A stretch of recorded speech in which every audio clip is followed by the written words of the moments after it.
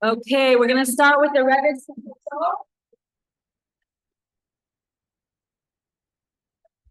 If everybody can please rise at such a important gathering, we're going to do THLA and Tzedakah. So we'll start with Tehillim. Shir Hamalais LeDavid Samachti Ba'imrim Li Beis Adonai Nele Eindais Hayu Raglenu Bisha'arayich Yerushalayim Habanuya Ke'ir Shachubra La Yachtav Shesham Alu Shvatim Shifte Ya Eidos LiYisrael Lahaidais L'Shem Adonai Ki Shama Yashvu Chis Ais LeMishpat Kis Ais LeBeis David Sha'alu Shalayim Yerushalayim Yishlayu Ayhavayich Yehi Shalayim Bechelech Shalva B'Armanaisayich Leman Achai V'Re'ai Adab Rana Shalayim Bach Leman Beis Adonai Eloheinu Avaksha THLA.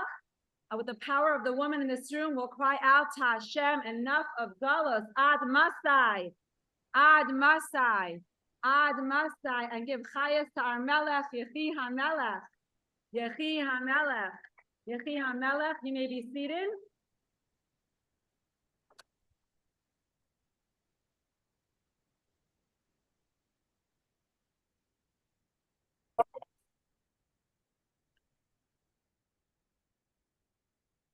We're going to say one more chapter of Tehillim for a refuah shalema for Adol Miriam Bas Shalom Aleah, the esteemed founder of Taras HaMishpacha Chabad, Los Angeles. My dear mother, Rebbetzin Adol Miriam Kunin, may she have a complete refuah shalema. Lam Natseach, Mizmar LeDavid, Yamcha Adonai B'Yain Sarah, Yisagevcha Shem Eleihe Yaakov.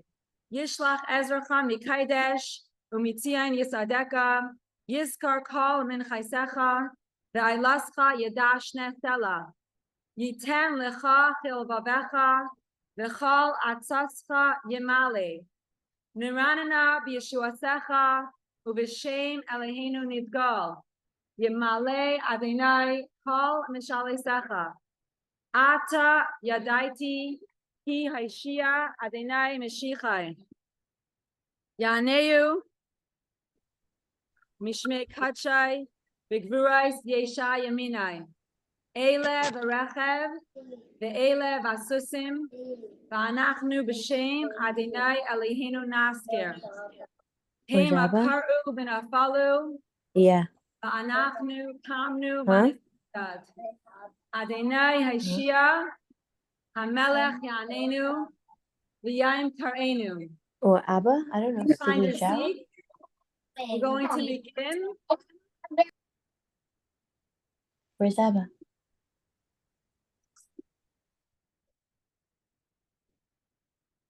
The Rebbe spoke about combining review of Taras HaMishpacha with Tanya, and what a beautiful way to live with Perek Tezvav and Yudalet, which we were just learning, that we can all strive to be drawn towards what Hashem is drawn towards, and to be repelled by what Hashem is repelled by.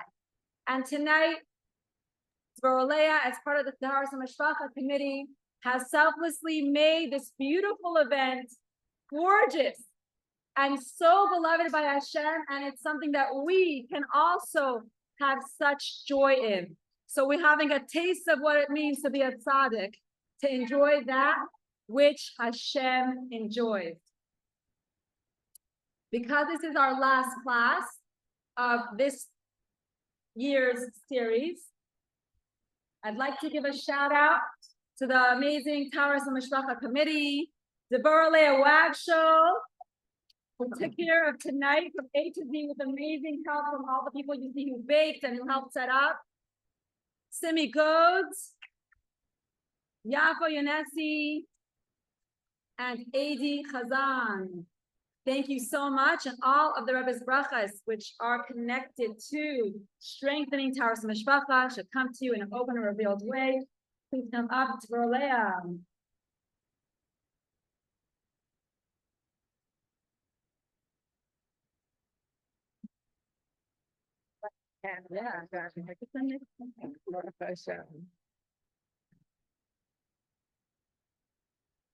I'd like to welcome everybody and wish everyone a good Chodesh. It's Rosh Chodesh Shvat.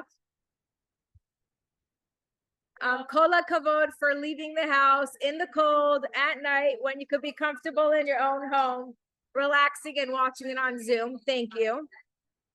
Tonight's inspiration is based on a story that inspired me, that the Rebbe shares about the power of a Jewish woman. There was a man by the name of Reb Gavriel Nosei Chen. Reb Gavriel was a very philanthropic Jew who helped a lot of people with tzedakah, specifically Pidyon Shavuim, helping people who are in jail, bailing them out. The wheel of fortune turned, and unfortunately, his business was not doing well, and he was not able to give tzedakah like he always did. One day, he got a knock at the door, and the Alter Rebbe sent him a shulach to collect money because he always gave a very generous amount. And unfortunately, I tell Tati the mic's not working. Unfortunately, this man's parnasa was not the same. So he didn't want to say no. He felt very let down. He came home and his wife sees her husband is distraught and said, honey, what's the matter? And he confided in his wife, I feel so bad. I always gave so much charity and I don't want to say no. I don't know what to do. And his wife, a very special Eshet Chayil, said, honey, don't worry. I'll take care of this. They were married 25 years with no children. And she said, no problem. Imagine being married 25 years. You have lots of jewelry, every birthday, every anniversary. So what did she do? She took her pearls and some of her jewelry and went to a pawn shop and she sold her jewelry and took the money and she started taking the coins and she started polishing each coin one by one. And she said, Hashem, just like I'm polishing these coins, please make my husband's mazal shine. Look, we have no children and now also no parnasa. We want to have parnasa to be able to give tzedakah, Hashem. So what happened? She polished it. She made a bag for her husband and gave it to her husband and said, here, honey, here is money. Go give it to the Alter Rebbe so you could do the mitzvah of tzedakah, the mitzvah of Pidyon Shvuim, helping people in captivity.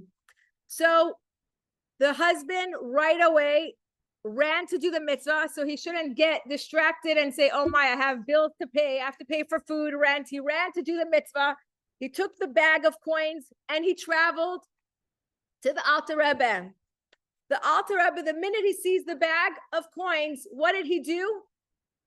He spilled out the bags and coins and his eyes were startled. He puts his hands on his forehead like this in Dveikos and he says, these coins are super magical.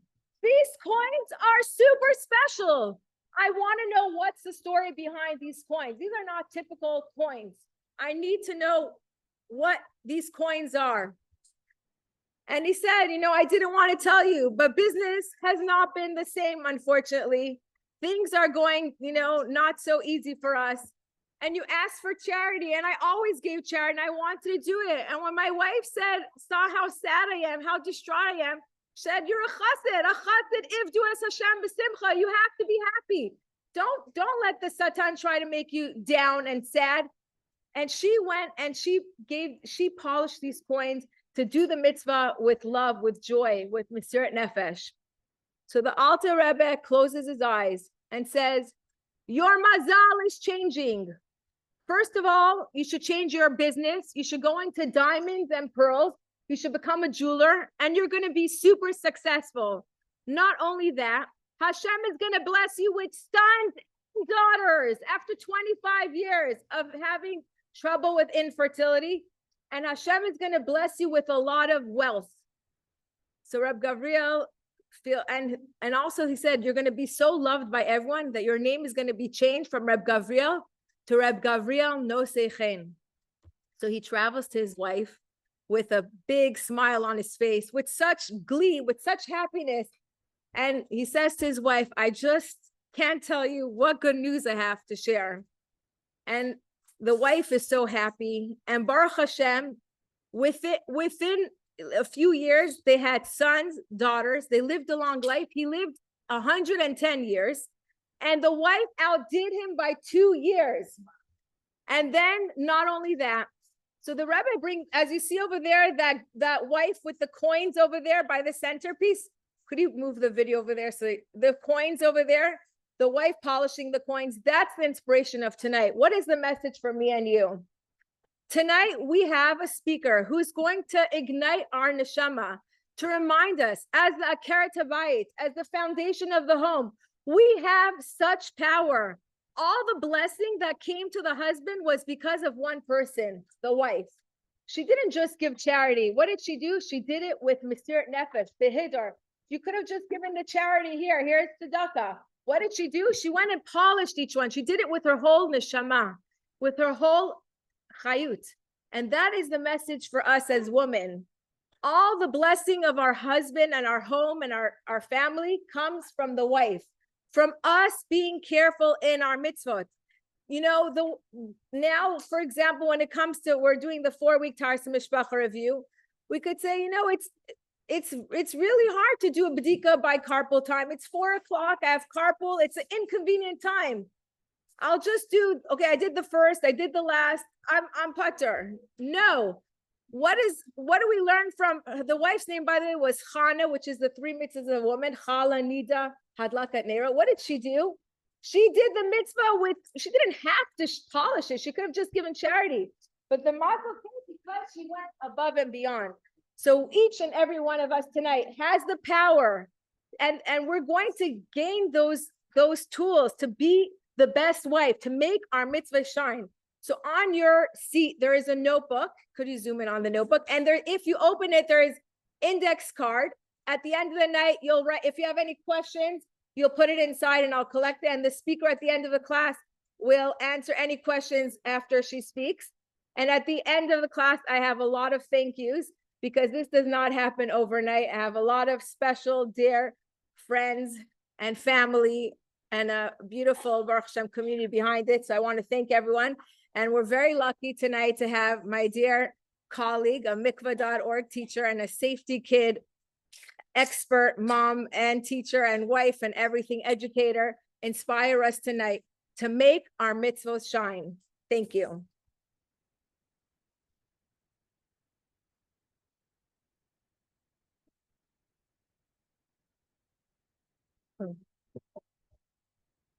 Okay.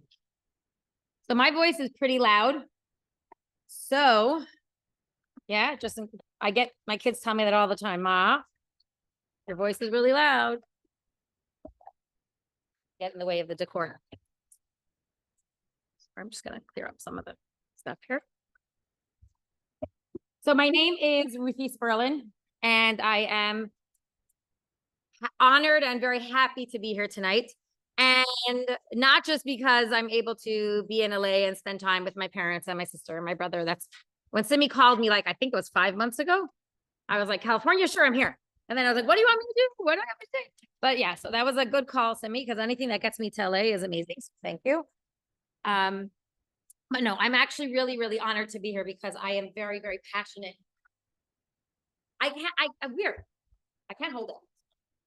So I'll talk really loud till I get it, okay? I am super passionate about this mitzvah, and I want to give it over in a way that is clear, that is understandable and relatable.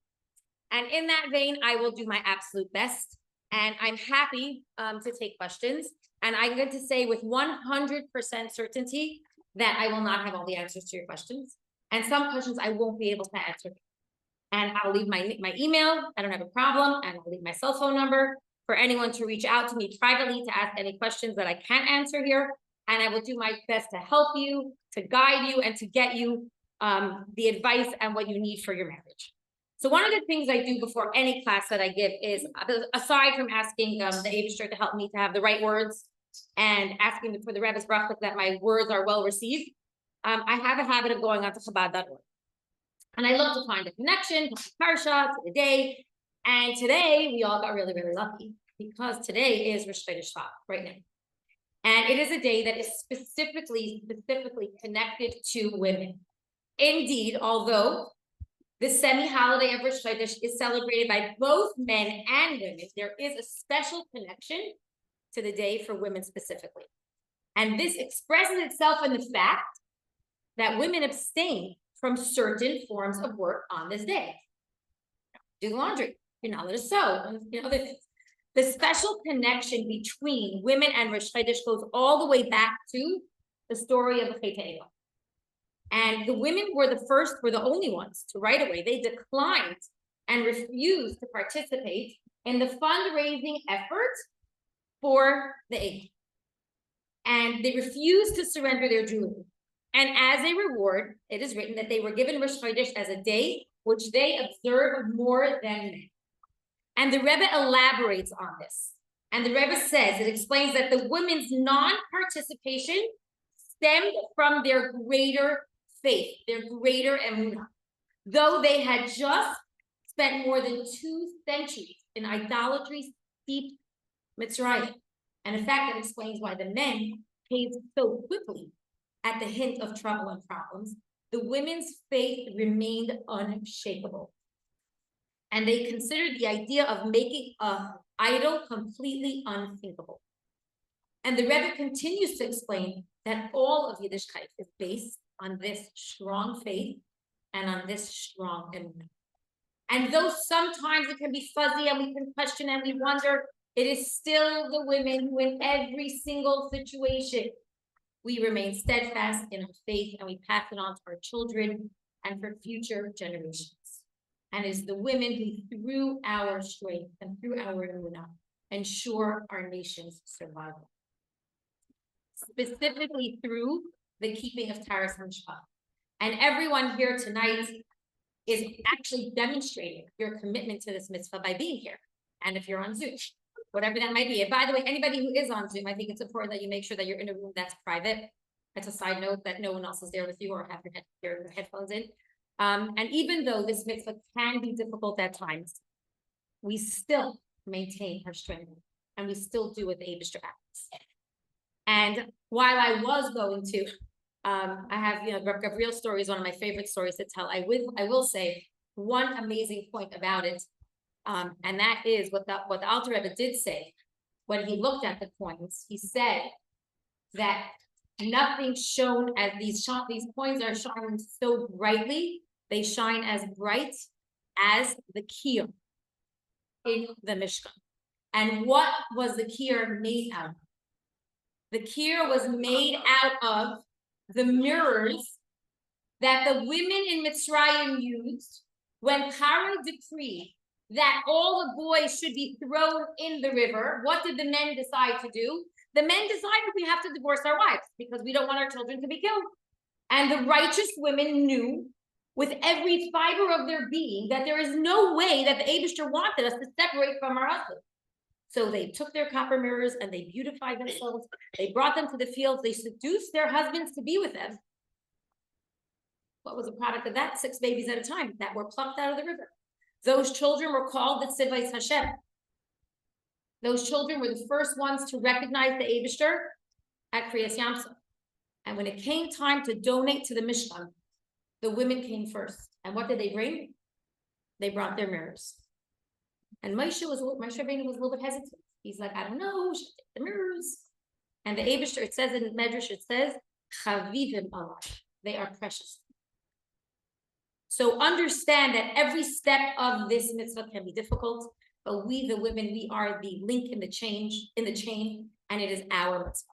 So with that, let me just say that I'm grateful, and I'm humbled to be here to talk about this special topic, bringing divinity into your marriage. I don't really like to use the terminology behind closed doors, because it's real.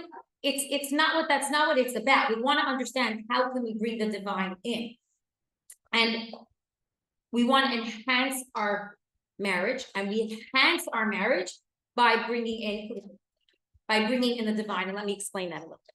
So this topic is an important one, and it's one that everyone always has questions about, and we're always searching for more information, and that's totally understandable. And tonight we are going to approach this topic, like I said, from the perspective of the divine. We want to bring the Eibishter into our marriage. That's what it is. What does the Eibishter ask us? What does the divine ask us? And how do we bring the Eibishter into such a physical part of our marriage? And it requires a lot of unpacking and a deeper understanding of what a Jewish marriage is all about. And a Jewish marriage is based on one key point. Each of us understands that a Jewish holy marriage is made up of 3 partners: a husband, a wife, and a husband. It's all 3. We are 3 partners, all of us committed under the chuppah to keeping Hashem's prescription for a Jewish marriage. Our marriages are based on the basic tenet, the basic idea, that by having Hashem in our marriage, we are bringing Kedusha into our homes. And we are then fulfilling our ultimate purpose. And that is to create a dir b'tachim, to create a mikdash ma'at. The asuli mikdash v'shachanti b'say. Create for me a dwelling place, and I will dwell. Each and every one of us have our mini Beis Hamikdash. We are every single day, we are making our homes holy, sacred, kadosh, by doing mundane things. You make a bracha on your cup of coffee, you elevated your cup of coffee. You put a nickel in the pushka, you elevated that nickel. We don't even realize how often we bring the Eibishter in. We do it all the time. Tonight, we're specifically going to talk about bringing divinity into your intimate life, in your personal Kodesh. Your bedroom in your home is your personal Kodesh. So how do we make that happen? What are the necessary ingredients to do that?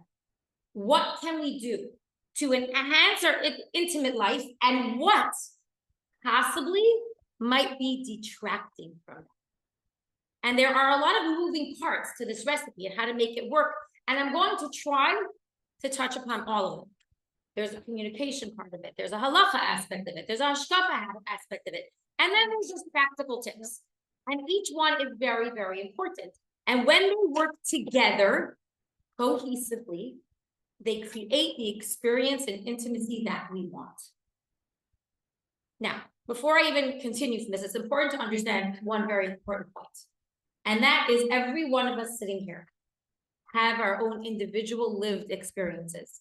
We have our own marriages, our own experiences in our marriages, and our own challenges. We are all sitting here in different stages in our lives, and we don't all have the same, none of us have the same relationship with our spouses as the person sitting next to you. What we are talking about tonight, and what I'm going to touch upon tonight, is, I hope, useful and helpful for all stages of married life. But keep in mind, and this is very important, that it's useful and helpful in a basically healthy marriage. One that has respect, understanding, communication, and one with an ability to work through your differences most of the time. I will try to place a little bit of extra focus on your changing needs and intimacy, and how to recognize them and how to address them.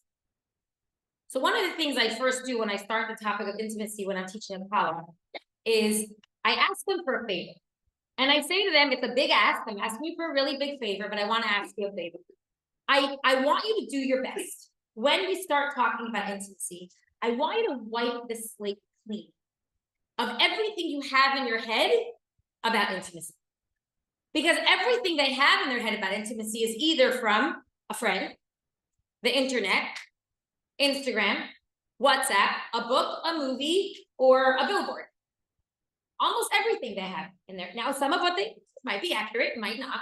But I asked them to do me a favor and do your best to just wipe the slate clean so that they could be open to what I'm going to talk about. Now, obviously, I can't ask anyone here to wipe the slate clean.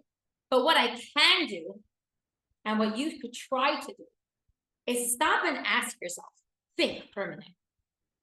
What in your daily life is possibly affecting or shaping how you think and feel about your intimate life?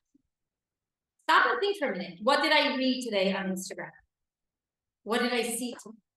How is that affecting my thoughts and my feelings when it comes to my intimate life? What did my friend tell me that she probably shouldn't have shared? Because we'll talk about that soon. All of these things can actually affect your personal intimate life. And you have to really stop and think about that. And hey, maybe that's something that has to leave my life. That's for you to ponder after. How does it affect the Kedusha in your home? Is it elevating the Kedusha in your home? Does it hinder the Kedusha in your home? Does it hinder? Does it elevate? Which one? So let's understand it. Let's start at the very beginning. And let's understand the mitzvah of intimacy. There are two mitzvahs in the Torah regarding intimacy. The first one, yes, is the first mitzvah in the Torah, and that is pruruv. In order to have children, we need to engage in an act of intimacy, and that's a mitzvah. There is a second mitzvah that is completely disconnected from the mitzvah of pruruv. And that is the mitzvah of ayin. Mitzvah's ayin. Intimacy, the act of intimacy between a husband and a wife, is a mitzvah in and of itself. That means even when you're expecting, even when you're nursing, even if you're on birth control with a psak of a rub, hector from a rub, or if you're in menopause and pruruv was not a reality in your life anymore, mitzvahs ayin still applies. There is a mitzvah from the Torah for a husband and a wife to enjoy each other in a physical way.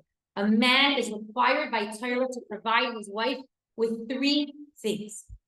Number one, he's required to provide her with food, sustenance. Number two, he's required to provide her with a home, a shelter, clothing. And number three, it's written in Torah, mitzvahs ayin. So let me just explain the word ayin, because a lot of you are hearing the word ayin, you're thinking calendar maybe. Aina, right? Maybe. Aina has two meanings. Number one, yes, Aina means a time period. And a husband is obligated by Torah to set aside time for his wife for intimacy. Aina also means to answer, to respond. A husband is obligated to answer or to respond to his wife's needs in intimacy. It says, Yismach ishtoi b'davar mitzvah. A man is obligated to ensure that his wife has joy and pleasure in intimacy. This Torah encourages this physical pleasure, and there should be pleasure in intimacy. It is not unholy. Not only is it not unholy, it is a virtue.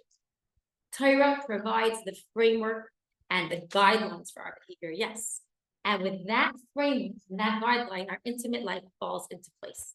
The details are left vague on purpose. Yeah, because each couple can then tune into what the other one needs. They could tune into each other. And that tuning into each other is crucial. This is what we want. So we know where the mitzvah comes from. We understand that. But then the next question is, where do we find the importance in Torah that Kedusha is attached to intimacy? Where does that come from? So there's a source for that too. At the end of Parsha Shmini, I think it's the 8th to the last pasuk, there is in the pasuk, there's a 3-word phrase, and it is v'hiskadishtem v'yisem kedosh. What does this mean? V'hiskadishtem v'yisem kedosh means you sanctify yourself, you will then be made holy. And this is talking in Parsha Shmini about every mitzvah. If you do my mitzvahs, that you're saying, you will be. There is an actual command for a person to make themselves. Then, in the next parsha, right at the beginning, it says, "V'ha'isha kisazru," and a woman when she conceives, alluding to intimacy. Now, Rashi asks a famous question: why are these two topics connected? And the connection is Rashi, our Chachamim specifically connect intimacy with Kedusha. That when we make ourselves holy, this also applies specifically in this case, the connection to intimacy. We learn this from the fact that they're so close together. That when the mitzvah of intimacy is performed to Kedusha, we can bring down holy children and we can have holy marriages. And in addition, just by the way, if a person is meticulous in following the laws of Taras Mishpacha, you ask the shalas that you have to ask, you do the bedikas that you have to do, you're going to the mikvah on time, or you're doing chafita properly, all of that is part of this kadishka as well. All of that, and you will be holy. And you have no doubt when you do all of that, the Hiyisem Kedoshim, you will be. So while the fact remains that in order for any married couple to be intimate, they only require three things. They have to be married, they have to be tahor, and there has to be mutual consent. We are Hasidim, we are Chabad Hasidim, and we take everything a tefach. That is not enough for us. The beauty of Yiddishkeit is that we are always looking for Kadesh Atzmacha B'Mutar. We make ourselves holy with what's allowed to us. We take what's allowed to us and we take it high. Making yourself holy, specifically when it comes to intimacy. So intimacy is allowed, yes, but how do we make it kadosh? So there's that word again, kadosh, holy, what do we mean? So practically speaking, what does that mean? How do we accomplish it? How do we bring the divine, the Eibusher, into our bedroom life? And it can seem daunting. It can seem a little bit out of reach, but it's really not. You can get there. We all can. We have to just keep a few moving factors in mind. So the holiness and the pleasure, they go hand in hand. So the ultimate goal that a couple wants to achieve within intimacy is true, complete unity. The unity is what we want.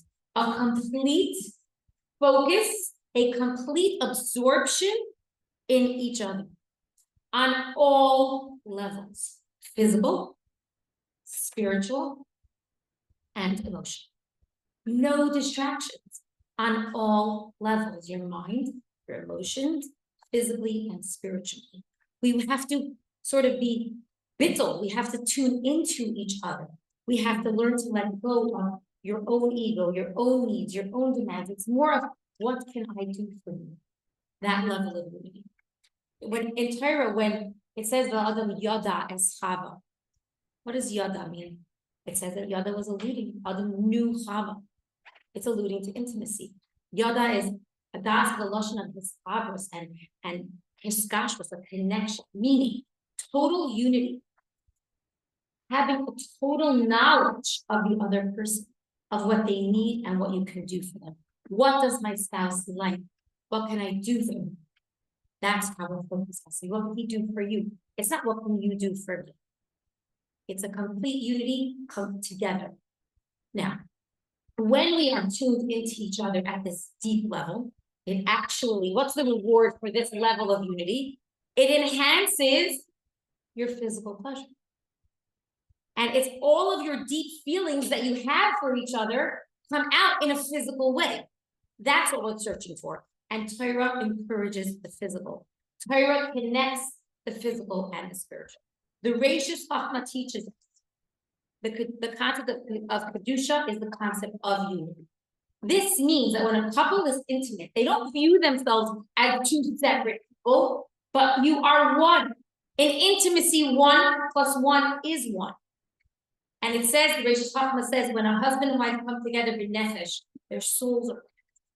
And when they come together, b'guf, that you're physically connected, HaKadosh Baruch Hu shaychin b'oisai echad. The Eibusher rests within that oneness. We're drawing down the Shekhinah.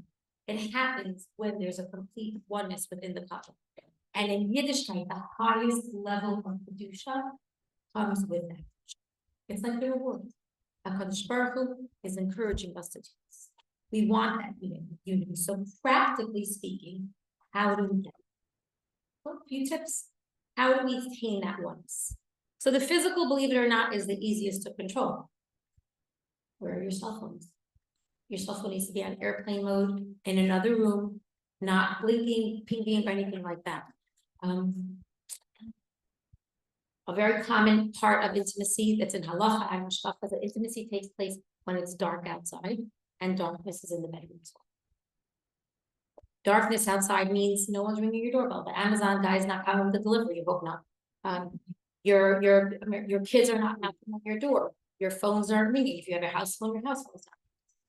All of those distractions of life at nighttime are not there, or they hopefully shouldn't be there. And those are the ones, like I said, that we can control. Darkness in the bedroom, also many women, that provision, that halacha is there really for women to feel comfortable, to be able to let go, to be able to be more relaxed and more present. Now, what is being there spiritually? So spiritually kind of means that we're being bittul to each other, focusing on what the other one needs. At the time of zivug, at the time of that ultimate connection between a husband and a wife, when they come together, the kedusha and the tower, they are the basar and one flesh, and when they are joined together as one, both physically and spiritually, the purpose of their marriage is crystallized in that moment. There is a oneness, a peace, a shalom, so to speak, where they are echad, they are one, and the Eibishter wants to be there. Now, let's talk emotional. It's important to address it because this is the one that can get in the way of a lot. Being emotionally present means really focusing on what's not letting you be focused. You have emotional distractions from your day. You got into a fight with your boss. Maybe a little bit bigger than that. One of your kids is about to get kicked out of school. Obviously you have disagreement with your husband. So obviously any disagreement that is affecting the connection with your husband specifically, obviously has to be addressed before intimacy. When it comes to other distractions of the day that are just in your mind, one of the beautiful things about intimacy and about arousal in intimacy is that arousal does have an amazing ability to kind of push things to the background. When we kind of try to let go, it does have that ability, again, depending on the level of the emotional distraction. But the idea is, this is where we talk about, maybe you have to talk about what was bothering you during your day with your husband. Get it off your chest, and then you might be able to better focus and better be able to. It's that tuning in to each other so that you can tune out the rest of it. Just letting go and being there for each other. And we have to figure out for each of us, what does that mean? Does that mean, like I said, taking a few minutes to talk things out that are bothering you, or saying, I really want to make sure we have time to talk about this. I know that you have a busy day tomorrow. When can we talk? Every couple is different, but you have to figure out what works for you. You want to get those things out of the way. And then the ultimate connection is physical, emotional. But then we have to take an important few moments to talk about what could be getting in the way of making those connections, or what can be enhanced those connections. So one of the very important parts of connecting in intimacy is maintaining a level of privacy about your intimacy. Privacy is a fundamental part of kedusha in intimacy. It's a very important part in order to achieve that level of connection. In halacha, the term kedusha means to the exclusion of all others. The first two dibros by Har Sinai were said in one breath. Anochi Hashem Elokecha and Leisi Alecha. I am Hashem your God, and there shall be no others. We are married to the Eibishter, okay? And a husband and wife, it's the same rules apply. I am for you, you are for me, and there should be no others. No one else is involved. Exclusion, in order for that unity to be achieved, it has to be to the exclusion of all others. No one knows when you're going to make up. It's not something that we share. No one knows what goes on in your intimate life. And we don't want to know what's going on in someone else's. Sometimes, if you stop and think, what someone shares with you about your intimate life can actually hinder your shalom lives. Because it works for one couple, it doesn't work. And it's something to really think about. And you can actually hinder someone else's shalom bias when you share. And it's important to keep in mind this. I talk about this a lot when I teach, and that is there's a very real trend that is happening in our world today, and that is the trend of couples, exclusively couples, hanging out together, having meals together, going out to eat together, going on vacation together, entertaining each other. And it's something that we have to really, really stop and think about and understand that it can definitely affect your marriage and your connection with your spouse. Every couple is different. Every couple, and it doesn't matter your age. Doesn't matter if you're a young newly married couple or you're my age, it makes no difference. No one is in one. And every couple acts differently. And having the actions of one couple or one person or their behavior on your mind is a problem. And it can be easily avoided. It is not healthy. And unfortunately, when it becomes the norm, it's very hard to stop and think, what do you mean? Everybody does it. Why shouldn't? And anybody here who has children of marriageable age, or even before marriageable age, I really say it's something that can be spoken about, and you can explain that it's not healthy. It breaks down boundaries. It breaks down very, very, very important barriers. Saying never. I'm just saying it's something to keep in mind that it's a culture that we don't want to encourage because it's not healthy. Those are the words I like to use. Also, I will say, and my sister can attest to this, I feel, and it's something, in general, this topic I feel very, very strongly about when it comes to privacy and social media. I will admit I'm a bit, more than a bit behind the times when it comes to social media. I honestly understand it, but we'll get to that a different time. But I'm a very casual observer of social media.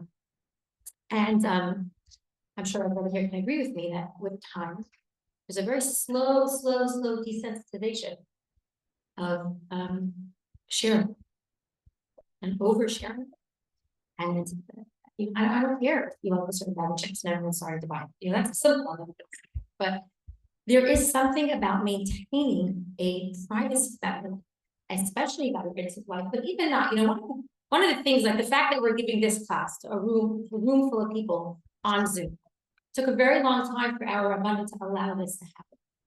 And it's not because, and I want to really, really stress this, the topic of intimacy is not shameful. It is not embarrassing. It is, at its core, private. And when we talk about it without having those intentions and thoughts in mind, we cheapen it.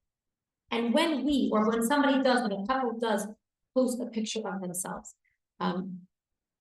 where there are obviously sneeze and what we are allowed to do, understand. Well, there's two important things to understand there. Number one, and I hope everybody understands this, what you're seeing on social media is almost never real. You know, I always use the example of if anybody ever comes to my house, you're all welcome to come to my night. I love taking pictures of my kids. It's one of my favorite things to do. And I can tell them, and most of the pictures, they look okay. They're not smiling, but it's okay. They look okay. Yeah, but how'd you manage to get that picture? Like, yeah, everybody gets along. No. There was a lot. There was some lollipops, and there was some pinching, and a sibling next to a sibling. You're too close to me. But the picture that you ultimately see on my wall, they all look normal. You know, okay, but it took a lot to get here, and you should really have that lens whenever you're on social media. And what are you seeing, and what are you believing about a couple? Oh, they look so happy. Just keep in mind, they're showing you what they want you to see. And it's really fiction possible. You know, comparing yourself and comparing your relationship with other people based on what you see on the outside can actually affect your shoulders. And the truth is their relationship is between them, and behalf is between you and your husband, between both of you. It's special, it's beautiful, and it's unique for you. It works for you as a couple. And remember, when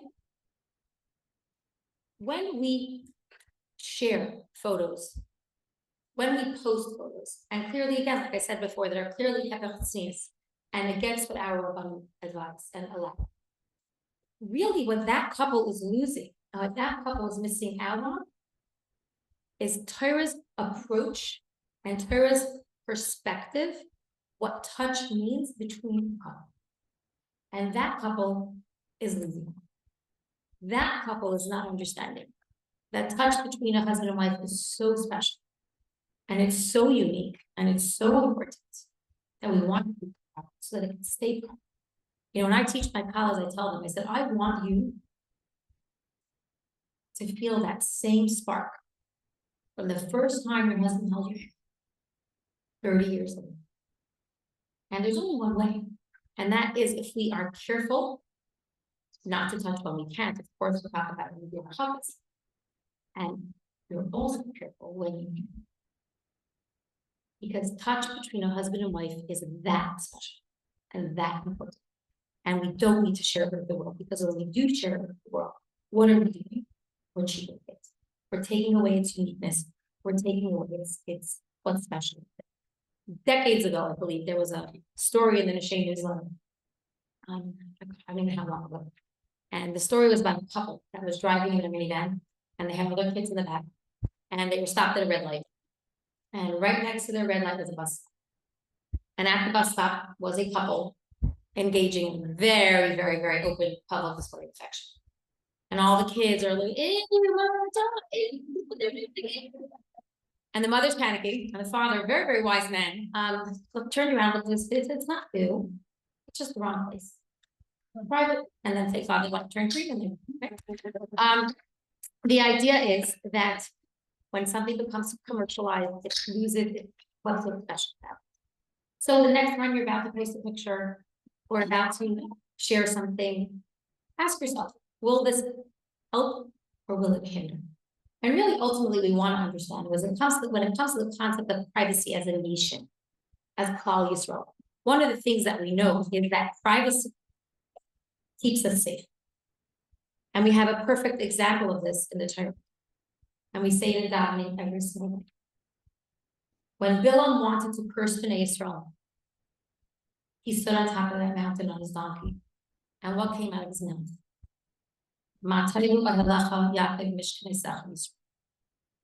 What did he see? How goodly are your tents, O Yaakov, your dwelling places, Israel. What did he see? Bilam noticed and Bilam saw that every time Klal Yisrael traveled through the Midbar and they packed up their tents and then they set them up, they were very, very careful that you could never see into each other's homes. And that level of tznius and that level of privacy is what kept him from persons. And we say it every single day, something that belongs to fascinating. So I understand that this level of privacy is what keeps us safe. And the same idea applies to you. When we talk about the emotional connection and the way we want to connect, we have to remember there's also an idea of maintaining a level of dignity within your bed and life. So what does that mean? We have to be aware of Hashem's presence. We are Hashem, we are aware that Hashem is always standing before us. And when Hashem is in your life, we will act in what's called a dignified. So being aware of Hashem's constant presence will cause a couple to act differently. So in Hilchos Tznius, in Kitzur Shulchan, we do have guidelines for intimacy and how to keep intimacy dignified and refined. So some of the things that it says is we should be fully unclothed, so that there is that pure basar meeting of the heart. We should be fully covered. Intimacy needs to take place in the darkness. And it's also interesting to note that this provision of being intimate in darkness is all, like I said before, is there to protect a woman and her comfort. A husband and wife should be with the husband on top and the wife beneath it, face to face. This is how we keep zibuk intimacy dignified and refined. We have to be aware of our comfort level, and be aware of what we feel comfortable doing, wearing, and behaving. Now, intimacy is a journey. Intimacy is a journey that a husband and a wife take together. We explore, we try different things. Some things feel good, some things not so good, some things felt good, doesn't feel good anymore. It's, you finally figured out what you liked, and then your body changed and it didn't work for you. This is all part of the journey that we take together. And that's where the emotional connection comes in, and the tuning into each other comes into play, and kind of being in touch with yourself too. Like, what's different in my body? Why am I feeling this? What's going on? And if you're not going to talk about what works for you and what doesn't work for you, then a real possibility is the next time you're together, it's going to be a distraction. because you didn't say it was on. And you didn't express, you didn't say you feel. You have to be honest and open. And you know, someone told me something, there's a very big difference between being open and being vulnerable. They're not the same thing. Being open, I'm open up. Being vulnerable means talking about your feelings and expressing it in a way. China's going to talk about that in a minute, that explains how you're feeling and what you're comfortable doing and what you're comfortable in terms of intimacy and what doesn't feel okay for you and what does. And like I said, we all know that as time goes by, we all change. Our bodies change, our level of energy changes, what arouses us changes. And the same goes for the men as well. Keep that in mind. They go through a lot of changes as they age as well. We change and we have to adapt with those changes. So we try something else and we see what works within the parameters and the guidelines of how we make it work. We work together to make it work.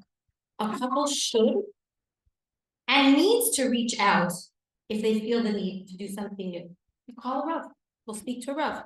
Respect the fact that your body changes, and we have to be aware of those changes. We have to be up to speed to keep your intimate life moving in the right direction. We want to enhance our connection by possibly exploring new things. Now, besides what's called the 3 asserment intimacy, and even for these 3 asserment, the 3 things that are not allowed, there is room for a couple to consult a Rav.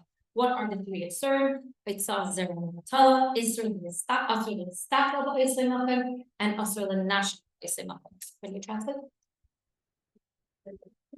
Okay, Asr l'Zera l'Matala, then obviously a man wasting seed. Asr l'Nistakla is a man gazing at a woman's genital area, and Asr l'Nash is a man kissing, licking, sucking the genital area. These are what's called the 3 asserment. I want to reiterate again that even within those 3 asserment, there is room for a couple to speak to a Rav.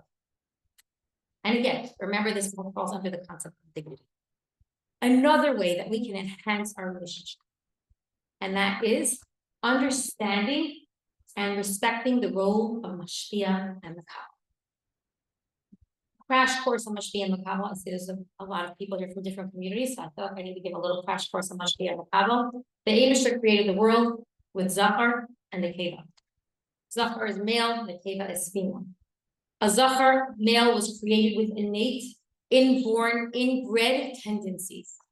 Those innate, inborn, inbred tendencies of a man is to be a protector, to be a provider, to be a giver. A man is respecting his masculine energy. He feels the best when he is providing and protecting. That's called a mashpia, a giver. A woman, Nekeva, her innate, inbred tendencies are to be pampered, to be taken care of, to be protected. A woman is respecting her feminine energies when she is a makabel, when she is a receiver.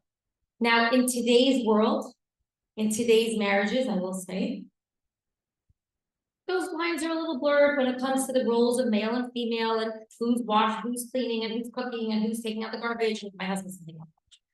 He's not cleaning the bathroom, and I work. Everybody's but they're blurred. Everyone's working. Everyone's, you know, the jobs are. Okay, there is one area of your intimate life where we want to be careful to maintain those boundaries. We want to maintain, not boundaries, sorry. We want to be careful to maintain those roles. And that is within intimacy. Within intimacy, you are enhancing your relationship when you respect these roles. A husband receives his greatest pleasure in intimacy when he sees that his wife is happy, when he is giving to her. And when she receives, it's not give and take.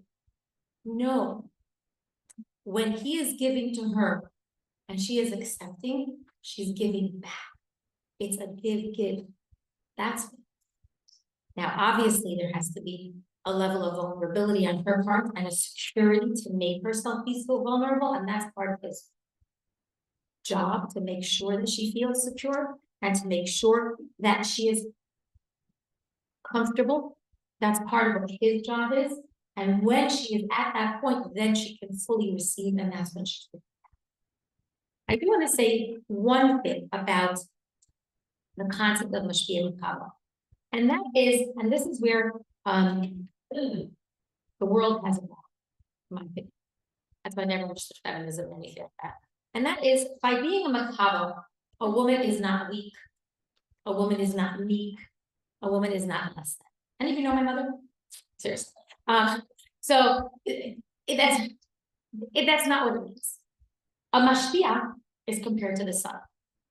The sun is always giving, always on, always full of energy. The makaba is compared to the moon. The moon is never the same.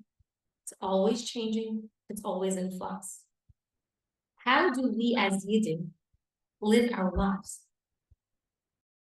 We live our lives according to the moon. Rosh Chodesh, right now, is determined by the moon.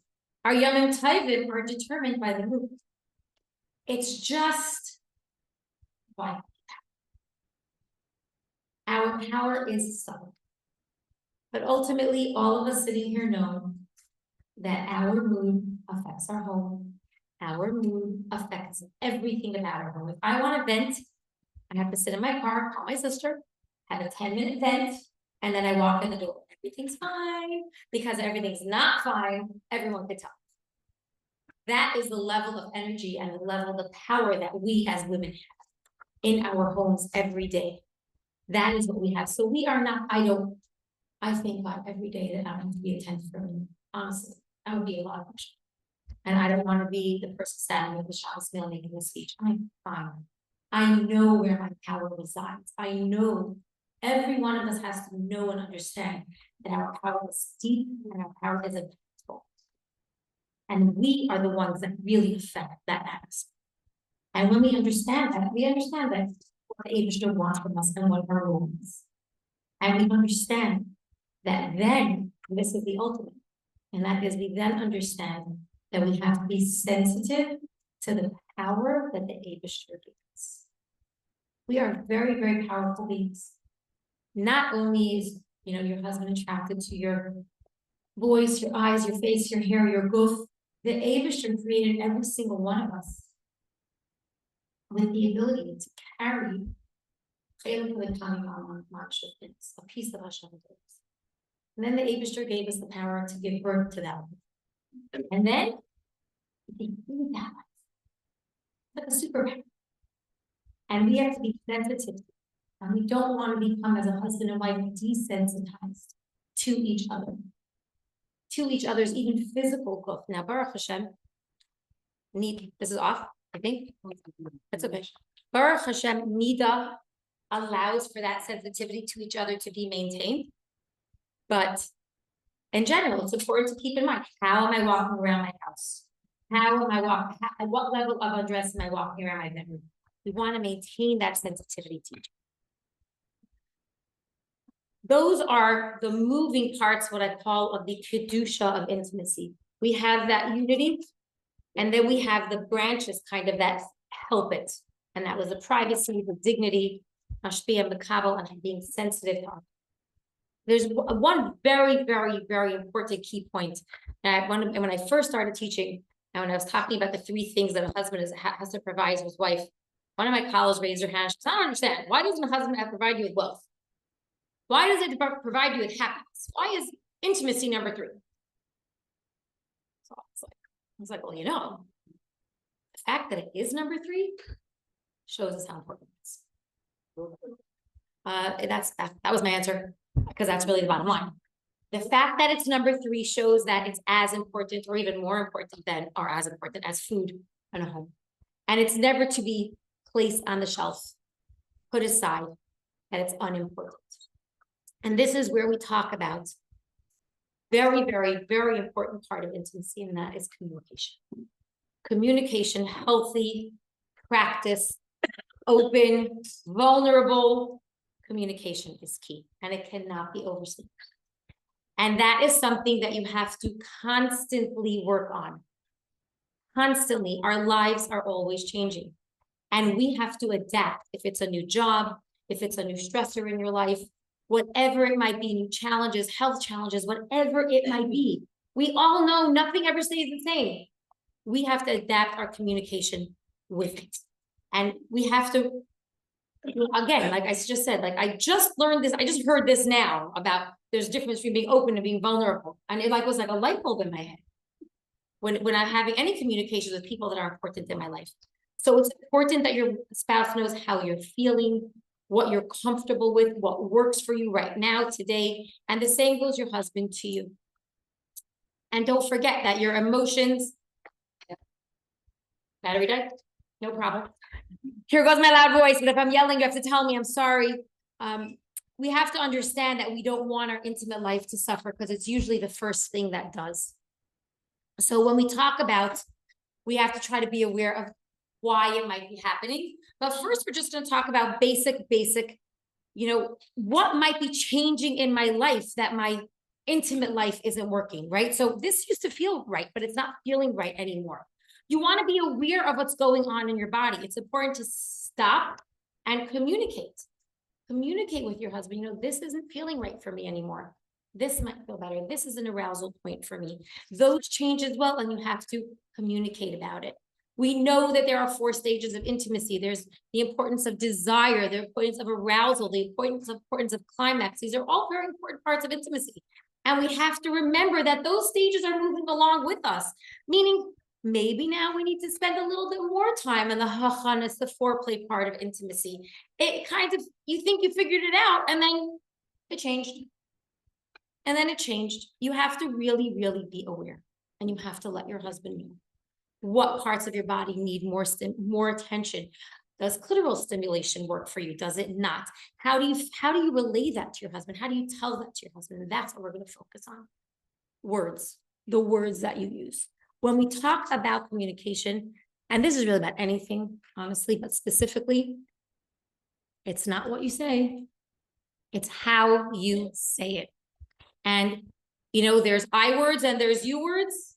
You want to try to use the I words, it's you're having all these feelings about it and you want to get it out the right way. There's, last night was so beautiful. I felt so treasured and special when you did this, but at this point, this is how I felt, right? That comes across much differently than when you did this. There's I words and there's you words. I words, maybe a little more palatable, as they say. I also say, sometimes you're writing a text message and you write it and you're about to send, and you're like, that sounded harsh. Yeah. Delete, and you write it again. Same idea. Say it out loud to yourself in the mirror. How did that sound? How did that come across? And even more so, even bigger than that, is the way. You've been holding something in, you want to tell your husband, finally, you get the courage to tell him as he's walking out the door. That's not going to end well. It didn't even begin. You have to make sure that you're choosing the right time and the right space to have the conversation. Don't ignore it, but make sure it's in the right time and the right space. And this is a big myth that I like to bust. Oh, everybody here knows it, but if you don't, he cannot read your mind. He cannot read your mind. Any sentence that starts with, well, you should know, is a sentence you should accept. Rephrase that, because sometimes you have to say it even more than once, and that's how important it is. I'm sorry? Say, yeah, 100%. This everything I'm saying goes both ways, but I'm not talking to the men. Hopefully somebody is. We know that, again, we're talking to women in all different stages of life. We know that when you become pregnant, everything changes again. And you have to communicate that to your husband as well, right? One of the first things that happens when you're pregnant, your breasts are a little tender, right? Well, you gotta tell him. If you don't tell him, he's not gonna. All of those things are important parts of communication, and let's be, like I said, open and vulnerable about it. So some of the basic questions that we get as college teachers and as mentors and as we give review classes is, well, how often should a couple be together? So first of all, straight up, we have to say that the Rebbe clearly told us and advised us that there is no virtue in abstaining. There is no virtue for a couple to not be together. Yes, there was a time, how many generations ago, where there was a time where it was not something that couples did very often. That is not for us. There is what I'm going to put out there as an average. And then I'm going to clarify the average, okay? A couple that is on a relationship cycle of 2 weeks need up, 2 weeks honeymoon, 2 weeks need up, 2 weeks not. And that is a cycle that you're on. A couple that is in, the average is 2 to 3 times a week. Now I wanna clarify, more than that is not a problem. That's totally fine, but let's talk about, you know, the chemistry and the passion and the feelings that we have to have. Man is ish, woman is isha. What letters do they share? Aleph and Shin. Aleph and Shin is fire. That fire represents the passion between a husband and wife. What letters do they not share? The Yod and the Hey. The Yod and the Hey is Hashem, bringing Hashem. We all know what it means to have that passion, to have that chemistry, those levels of feelings for each other, and they're important, and we want those. Hopefully, we have those every time we come. When we come home from mikvah, that's what we're hoping for. Now, to keep that passion, to keep a fire alive, any fire, what do we have to do? We have to feed it, right? We have to feed twigs, we have to throw twigs in that bonfire to keep the fire high, right? That's what we do. So the same holds true with the passion, the fire of intimacy. It's not always the same. It can't be. And it can't always be with that intensity. And if you feel that in order, you know, to keep that level of intensity and those sparks alive, that you're doing things that you're not comfortable with, or you're tired, that's also okay. It's also okay to say I'm tired. You know, let's just, you know, relax. That's also okay. But what we really want to stop with, and again, also you have to remember another point. What's going on in your life?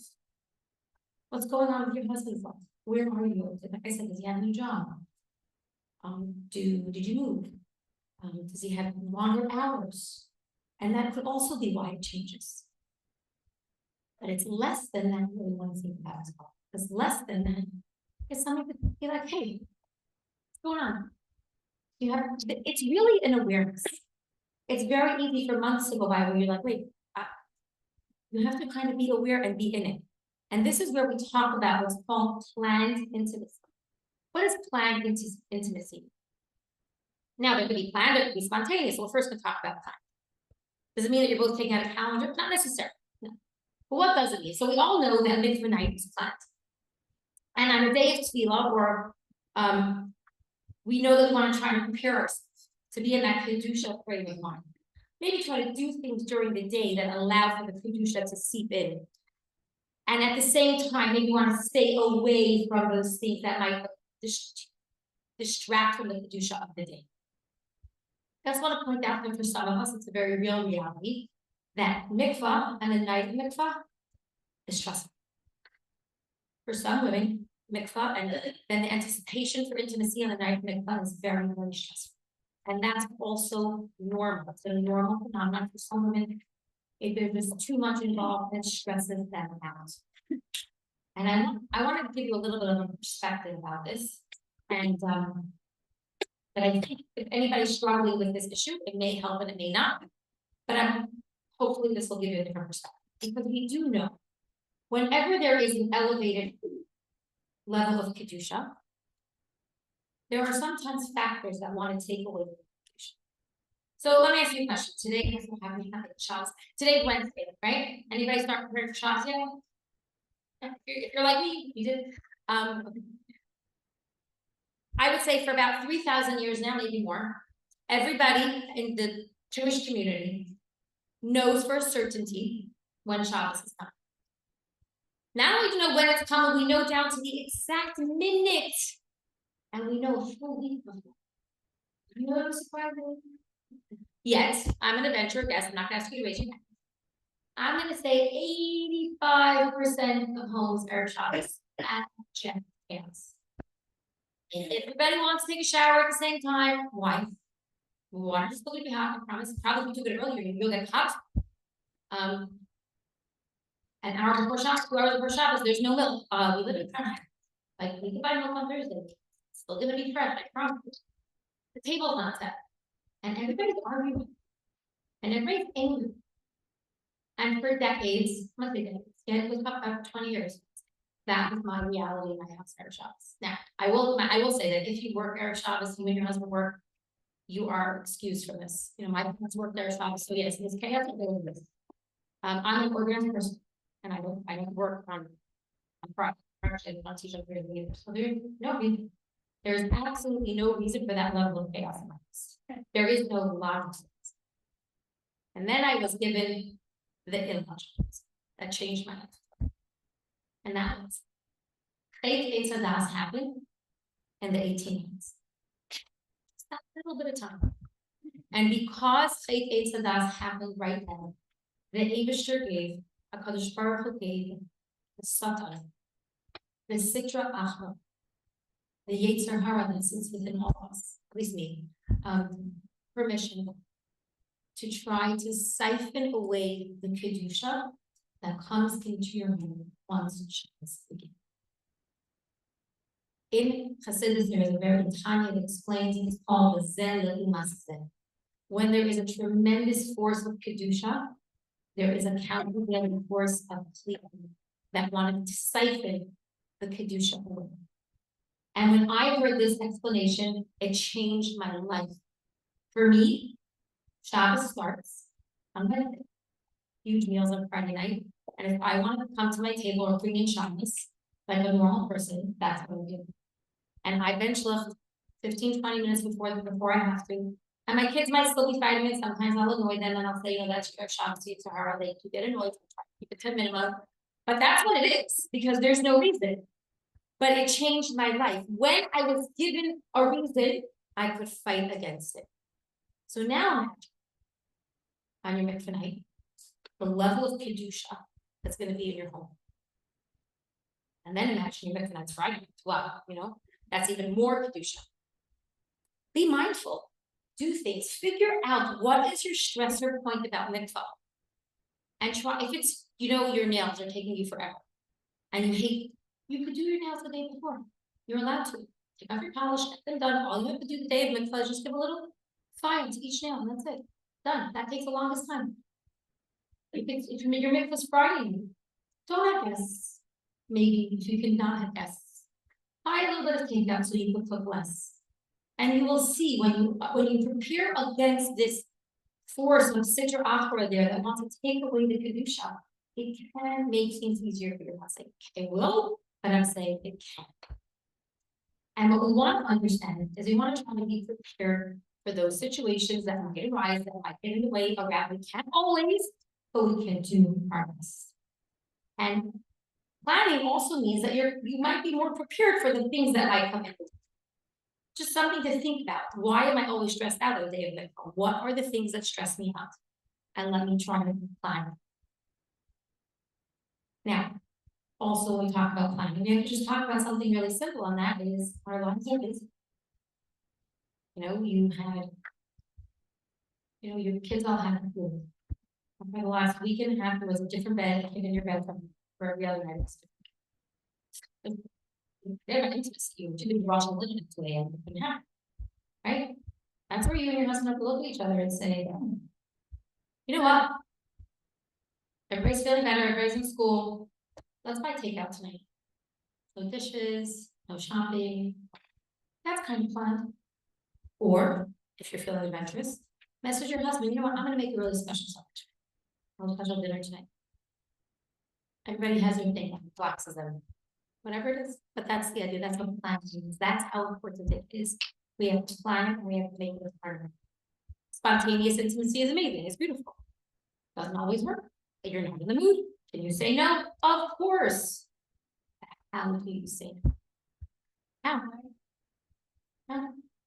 You keep that in, but that's the important part. You know what?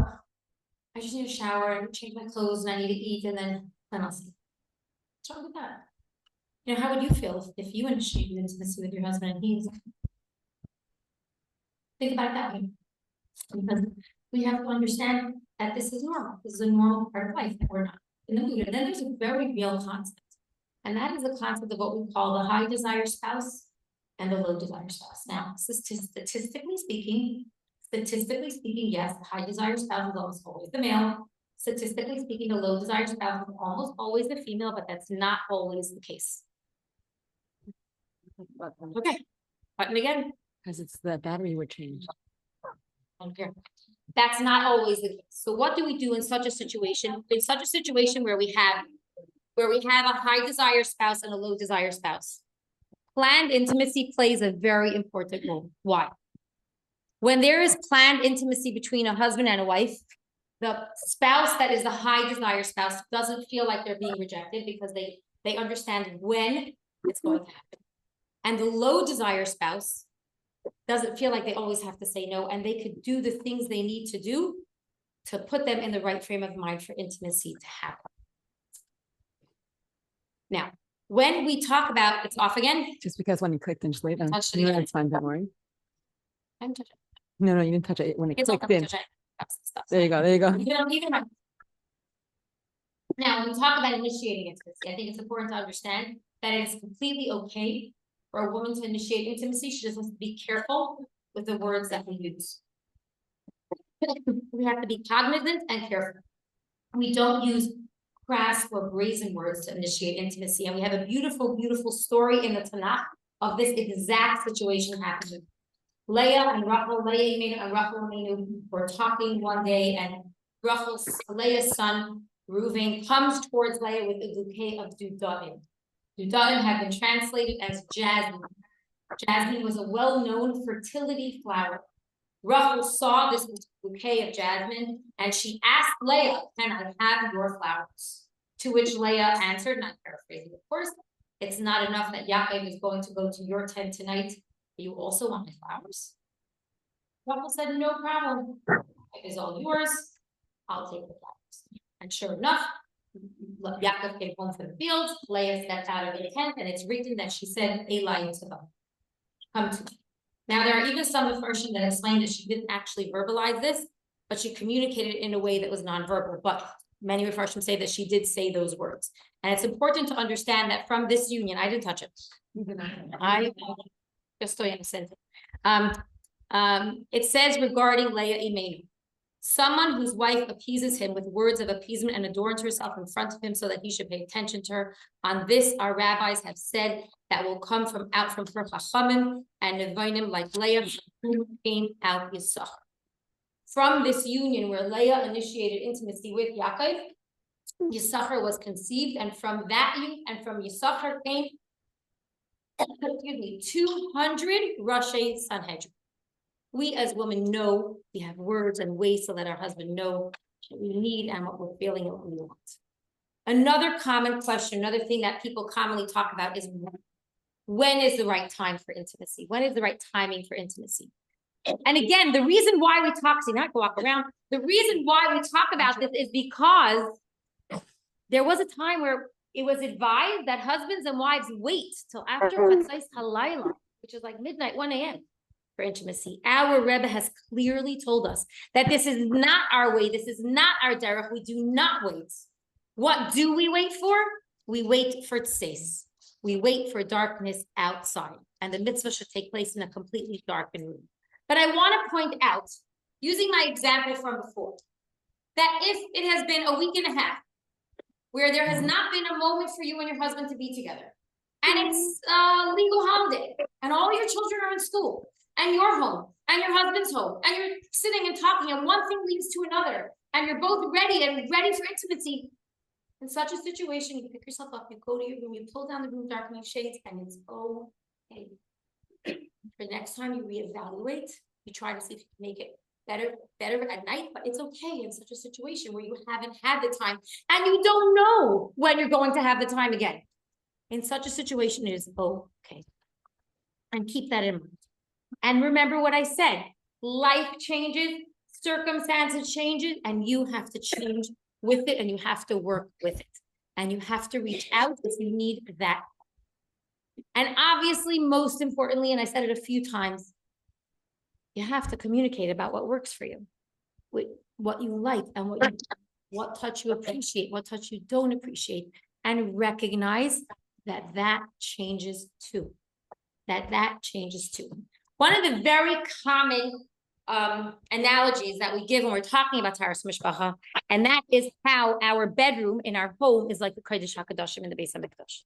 In the Beis HaMikdash, in the Kodesh HaKadoshim, when Klal Yisrael was doing what the Eibishter wanted, when we were keeping Torah and mitzvahs, when we had Avos Yisrael, inside the Kodesh HaKadoshim, on top of the urn, the kruvim were in what's called a loving embrace, face to face. And intimacy is actually referred to as maisa kruvim, what the kruvim, the way the kruvim embraced each other. And emanating out of the Kodesh HaKadoshim was a beautiful, peaceful feeling that all of Klal Yisrael felt. We felt that the Eibusher was happy with us. We felt that the Eibusher appreciated us, that we were doing the right thing. And when the opposite was true, when we were not doing what the Eibusher said, when we were not having Avos Yisrael, when we were not keeping Torah mitzvahs, the Kruvim and the Kodesh HaKadoshim were back. And emanating out of the Kodesh HaKadoshim was a negative feeling. We felt that the Eibusher was not happy with us. The same holds true with your intimate life. When a husband and wife, when your intimate life is working, moving along, you're communicating, it just feels good. You feel it in your heart the next day. You feel it in your mind. You feel it in your home. Your whole atmosphere of your home is permeating a happiness. And yeah, it's not always mind-blowing. Sometimes it's gentle and peaceful, and that's fine, and that's what we want. But you're both feeling it. You're feeling it inside. And unfortunately, when our intimate life hits a bump in the road, and it happens to everybody, and we need to know, and this is important, we need to know how to recognize it and then how to address it. When you find, if it ever happens to you, I'm going to give you like a very simple guideline, so to speak, that you could know, you know what, I need to reach out. If you become nida and it's really not a big deal and it's not bothering you. One cycle, you go, you do everything you have to do, you go to the mikvah, intimacy is, you're just not feeling it. One cycle comes and goes, let it go. Don't worry about it, don't harp on it, just let it go. If a second cycle comes and goes with those same apathetic feelings, you're just not feeling it. Either you or your husband, this is not just about you. If that second cycle comes and goes, you need to put up in your mind what we call a pink flag. Like, this is weird. This is unusual for us. What's going on? If a third cycle comes and goes, the same apathy, no anticipation on either one of your parts, it's where we say you put up a red flag. Now, this is not a red flag that it's not a red flag like your marriage is over, chas v'shalom. No, it's a red flag that's letting you know, hey, wait a minute. Our regular lines of communication are down. Something's wrong. Something's off, and we don't want to ignore it. What I always say is we don't want this bump in the road to turn into like this huge boulder that we can't just scale it. These things just grow. They don't disappear. We have to do our best to seek help. We don't want to just live with it. And we want to understand that there are very normal reasons why it might be happening. They could be physical. You started birth control with the heter of a rav. That's affecting your hormones. It's making you moody. You're drying you out. It's just not, and you don't even realize it. You might not even realize it till 3 months out that that's what's happening. That's physical. It happens to some women. They give birth and their pelvic floor shifts. And intimacy is painful. It's actually painful. It's never supposed to be painful. And then guess what? Arousal happens in your brain. And if your brain, the minute your brain starts associating intimacy with pain, arousal is not happening. You need to go to a pelvic floor specialist. You need to get it checked out. I'll lose my train of thought, like I just said.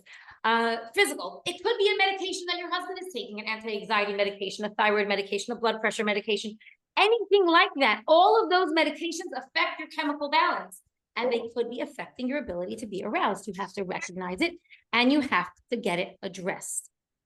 Men have male dysfunction issues that they're not very happy or eager to get checked out. You have to kind of hold his hand and guide him along and call the doctor. And it's a common problem, but you have to help him, I would imagine. In most cases, that's what we have to do.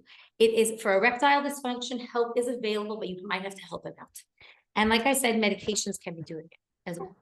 But there's also an emotional factor. And intimacy can be read as into me see. And there's something getting in the way of him being able to see each other. For example,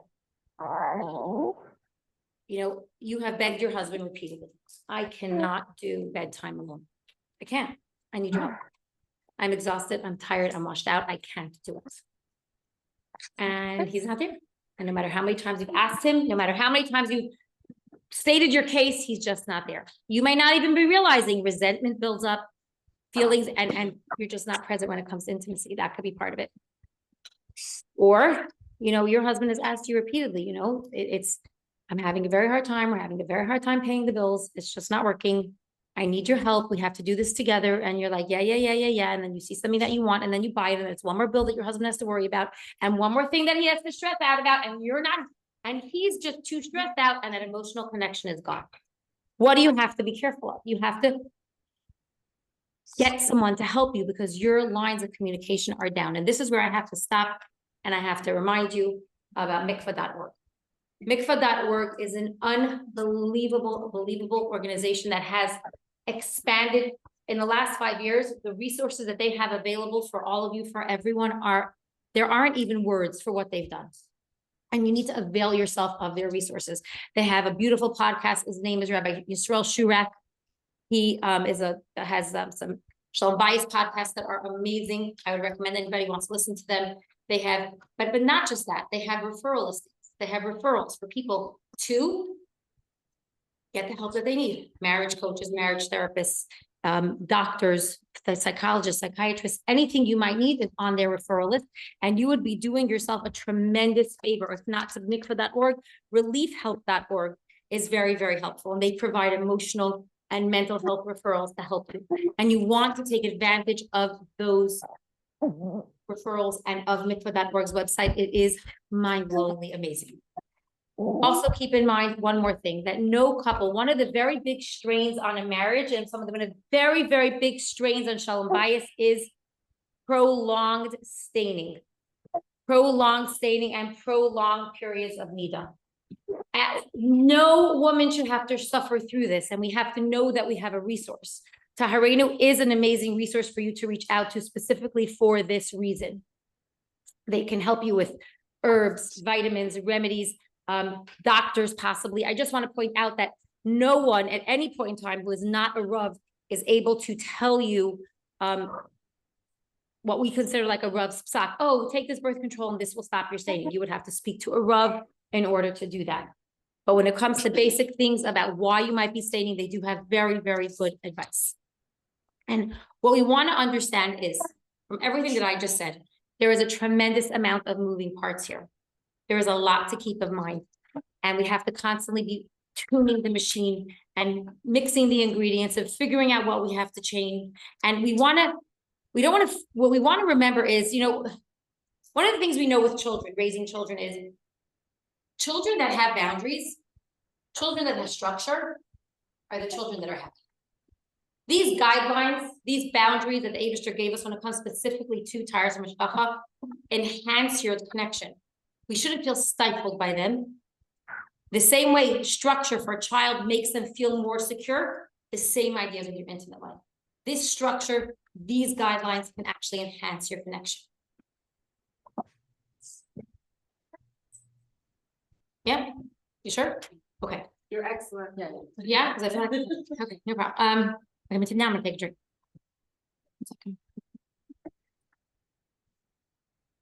I'm gonna just touch on a little bit the Hasidus aspect of intimacy and understanding that as Hasidim, we are very careful with how we perform this mitzvah. And the question we have to understand is why? Why does it matter? So we don't have a say in the neshama that the Eibishter gives us when it comes to conceiving a child. That's not, we have no say. So as a couple, where is your input?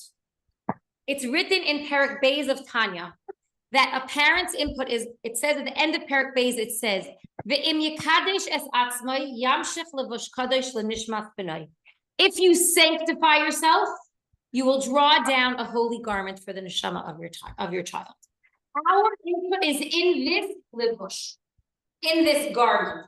And in Tanya, it explains that this garment is the machshava, tibor, and ma'aseh, the thought, speech, and deed of the child. I like visual things, so when I think of this levush, I think of an armor.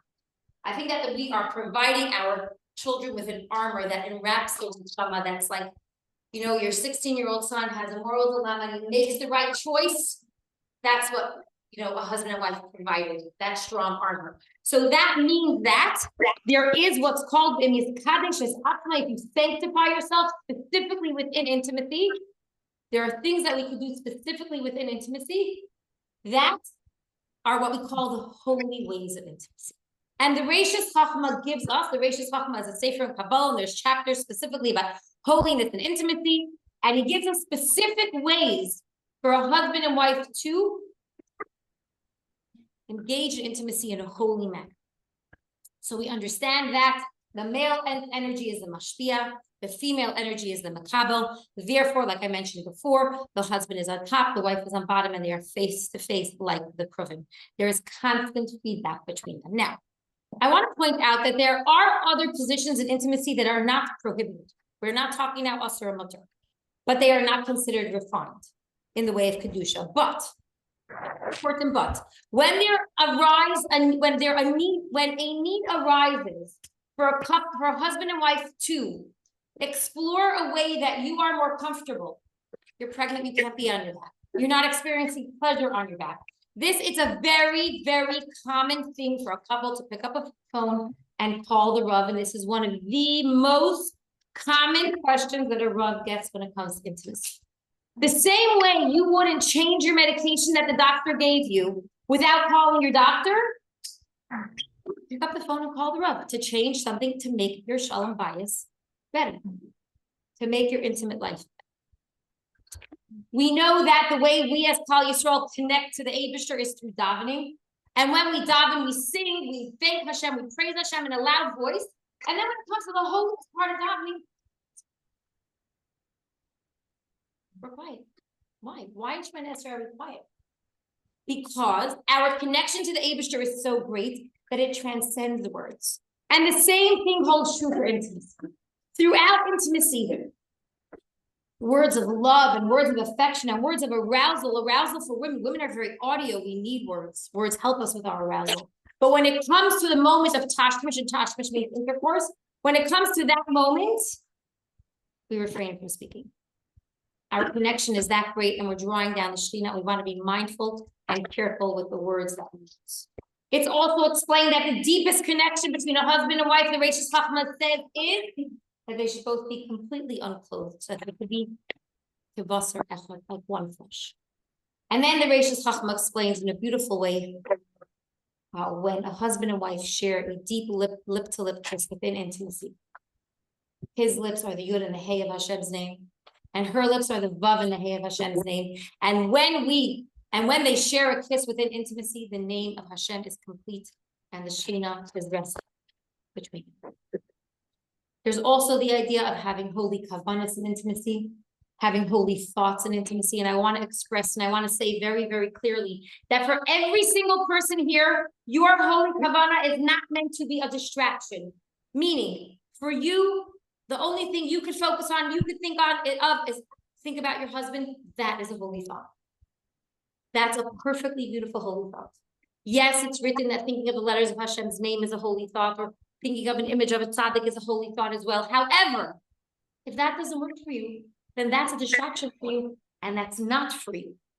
And what is for you? Thinking about your husband thinking about you. And that is 100% a holy thought. And that's what we want to keep in mind. And we don't want it to be a distraction.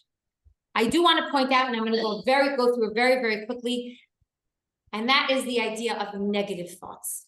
There are a list of what's called the 9 negative midos. The 9 negative midos are all taken from the Gemara.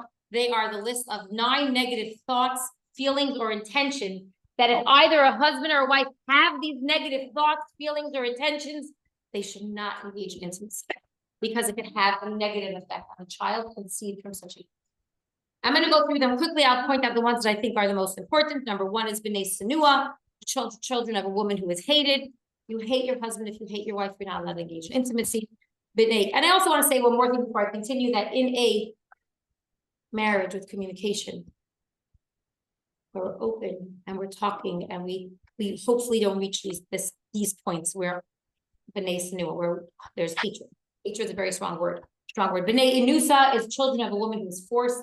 There has to be consent between the husband and the wife to engage in intimacy. B'nai Nidoi, there's a few different definitions. Number one, a child conceived while the woman is nida. Number two, if either the child conceived while either the husband or wife is sitting shiva. Or number three, the child conceived if the husband is excommunicated. Again, doesn't really apply. Number four, I would say, very applicable, and that is B'nai Mariva. What does B'nai Mariva mean? B'nai Mariva means the children of strife. When there is anger, tension, friction between a husband and a wife in a normal marriage, that happens. We do not engage in intimacy until we restore love and peace. That makes sense? That's something that happens in many marriages. B'nai Shikras, depending on your lifestyle. B'nai Shikras, the children of the intoxicated. If either one of you is drunk, and drunk when he's drunk, we do not engage in intimacy until we sober up. Number six is B'nai THLA, the child of one divorced in his heart, of a husband and wife, and they have made up with a certainty that they are getting a divorce, they can no longer be together. Then there's B'nai Yerbuvia. B'nai Yerbuvia is the children of the intermingled. This applied more to a time when a husband had two wives, he had to know which one he was with. Then there's B'nai Chitzufa, and this kind of refers to what we said before, and this is called the children of the brazen. The children of the brazen refers to a child conceived by a woman who asks or demands for intimacy in a crass or brazen way. And then we have B'nai Tumura. And what is B'nai Tumura? B'nai Tumura are the children of the intermingled, and this is very important, something to keep in mind. This is children conceived by a man or a woman who has thoughts of another man or woman when engaging in intimacy with his or her spouse. And this goes back to what I said before. What we do during the day, what we do in our life affects our thoughts. And couples that are hanging out with other couples, no one is immune from the thoughts that come into their mind, and that is why I caution against the practice of couples hanging out. This is one of the many reasons why we don't want to have those thoughts. It's also mentioned B'nai Yeshena, children conceived while she is asleep. Obviously, what are every single one of the 9 or 10 that I just mentioned missing? None of them have that unity. None of them. You are not focused, you are not absorbed, you are not thinking about each other in any one of these. And that is what we want. Okay, you guys let me know if you want. I'm basically done. I'm basically done. I just want to go through a few I just want to go through a few things to keep in mind from a halacha perspective. We mentioned that intimacy takes place in the dark. We spoke about position of intimacy. There's no reason to go into it again. The intimacy takes place in the dark. I do want to point out some preparations, spiritual preparations that a husband and wife prepare themselves before intimacy. So number one, also I didn't mention one more thing about the room. It is halacha that a room that intimacy be performed in a private manner, meaning there has to be a lock on the door. Nobody can know what you're doing. If you're a guest in someone's home, maybe bring your own sheets, things like that. Intimacy is allowed with a sleeping child in the room. If that child is awake, that child cannot yet have the ability to speak.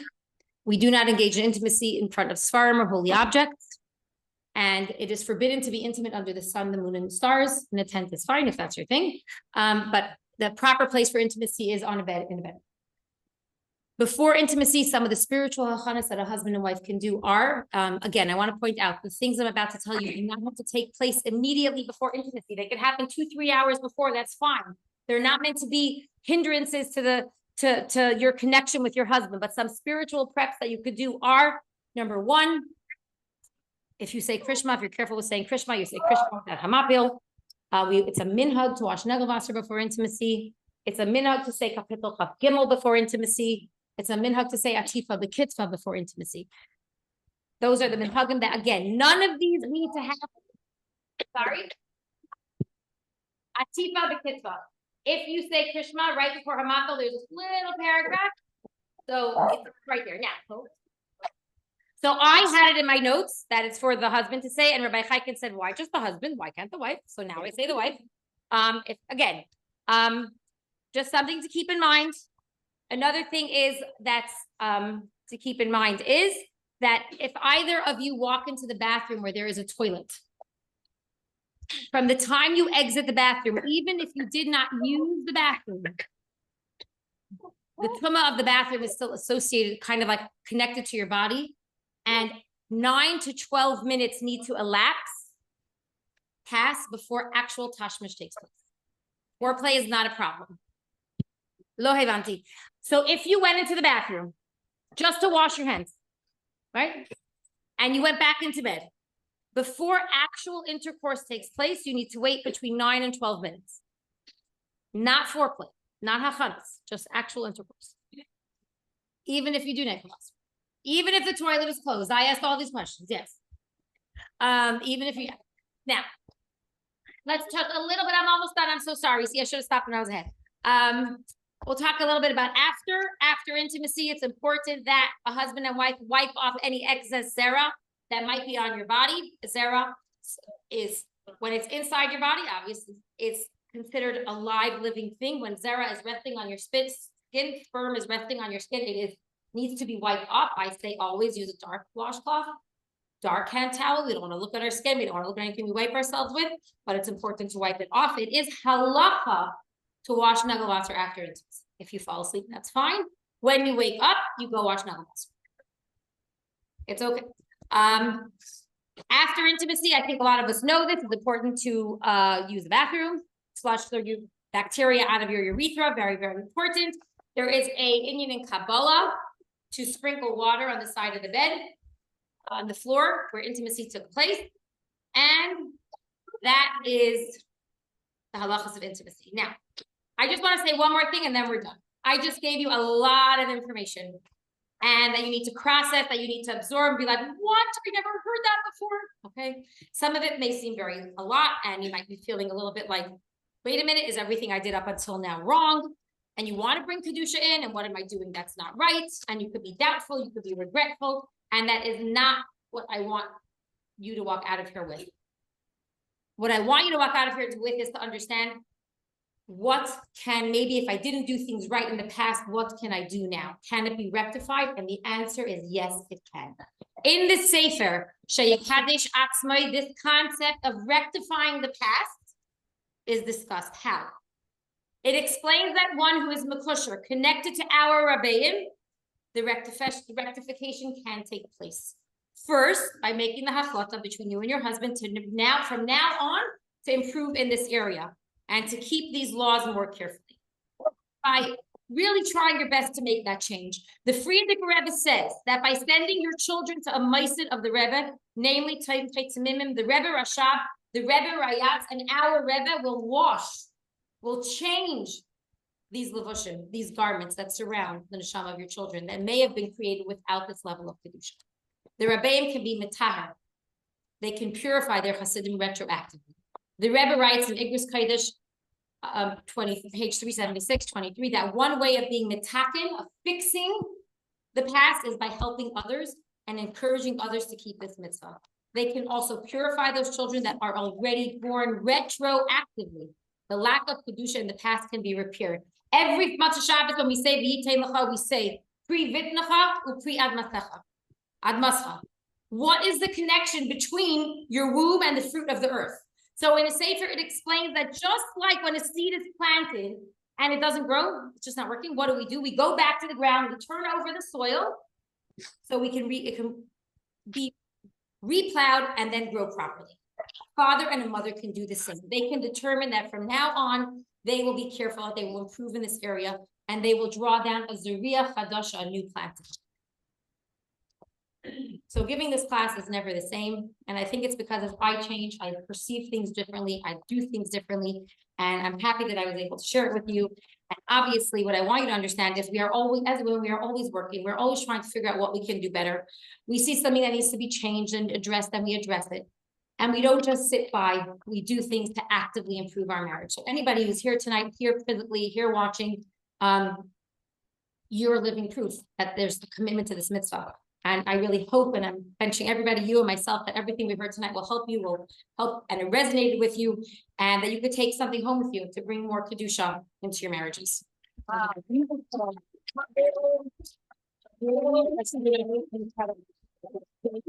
Like so wedding, it's really happy. Wow. Okay. We're not doing questions or we are? Yeah. Oh, now?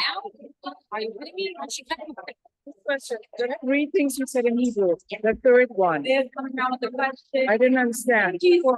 Oral sex is forbidden? So, okay. I said it twice. So I hope you understand. You can understand.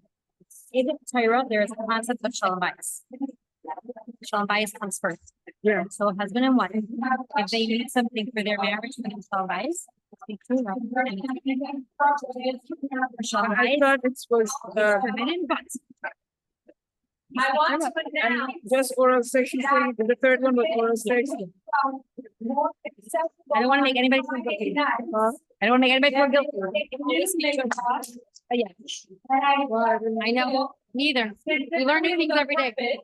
And again, it depends how you were taught and who you're at. Rob this, but just it always feels better when you do it with a little bit of Rob knowing that you're a fan. So man cannot do it, woman cannot do it. Women to men's all this. Huh? Women to men is if you could be careful about Sarah Leviathan, it's a little different.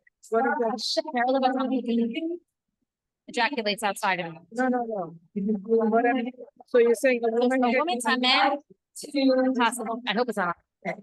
She's not. It could be. It could be. Because you have this. It's different. A woman can do it to a man, but a man It's should different, not, but but a man should not do it to a woman. it's a different. It's a different scripture.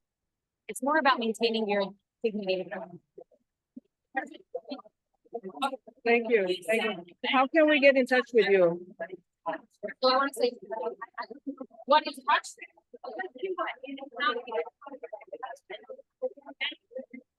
So it depends. It depends on your rub. But I always say, people say to me, how do my kids know that we love each other if we don't hug each other? And I always answer, your kids are super smart. And just by the way you treat your husband and you and the way you speak to each other, and when you do things for each other and you're kind for each other, they can get that. But again, I'm talking about I'm talking about that's standards are my future, actually one of their training. My parents was hard. My father came home and put it in that's hard. I'm up to go. I'm talking about How can we have you come again? I have some organizations that might want you, your information, say it again, I'm sorry. your name. I don't, I mean, I sit close to my husband sometimes on the couch. 47 I don't make it pretty close to him, and people might be able to find, but 347. Yeah. Okay. Again, I don't know, I'm telling you what I'm doing. God said it. What the provider wanted to say. So there you go.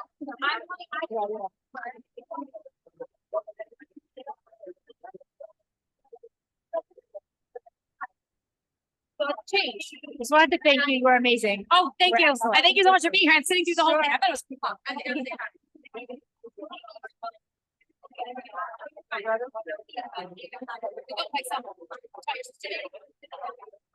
Yeah.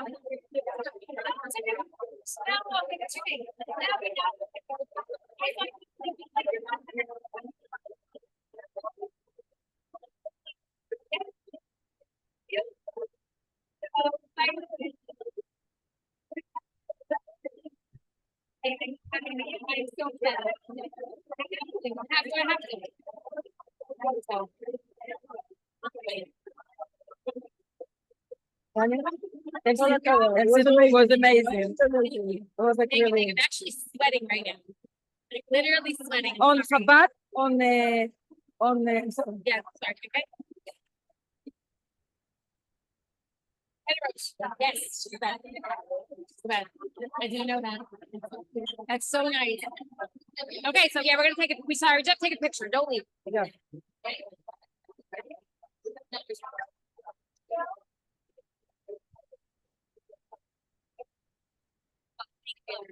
you. So for all those answers are on the website Chabad for whatever What I just said. I have a podcast on Chabad.org, and every single thing that I just said that I gave in COVID, it's right there. It's right there. Everything, yeah. You can listen to it again. It's called Divinity in Marriage. Everything I just said. Chabad.org. Okay. No, not Chabad.org, Mikvah.org. Mikveh. Okay, thank you. Go ahead. Any questions?